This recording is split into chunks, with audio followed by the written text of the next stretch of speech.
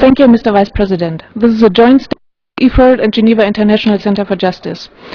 We would like to thank the Special Rapporteur on the right to education for his report. Our organizations share his view that the right to education is an essential component for the enjoyment of other rights and that it has to be an enforceable right.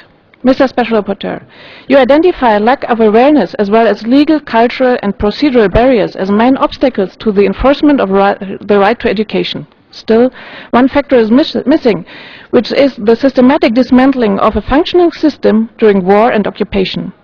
We would therefore like to draw your attention to the situation in Iraq, where the right to education has been shaken to the very foundations. Mr. Special Rapporteur, you may be aware that until the 90s, the Iraqi education system was one of the best in the entire region. School enrollment was almost universal, and an effective program let the illiteracy rate among women drop by over 2/3. Recent UNICEF studies show that primary school enrollment for both boys and girls would be at 100% today had Iraq progressed at the same rate as other Middle Eastern countries, and hadn't there been an invasion during which schools and universities were bombed, burned or looted, teachers killed by insurgents, thousands of academics fled the country, and a discriminatory policy furthered an academic decline the country has never recovered from.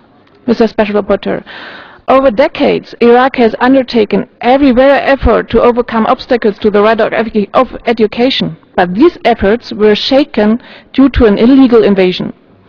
Today, Iraq is more illiterate than 25 years ago, and the school dropout rate has risen to almost 50%.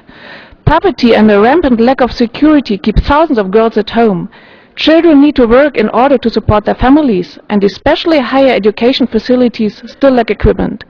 The situation is such that Iraq is unlikely to achieve its Millennium Development Goals by 2015. Mr. Special Rapporteur, in your report you propose that in case of interstate conflicts, recourse can be made to the International Court of Justice for protecting the right to education of its citizens.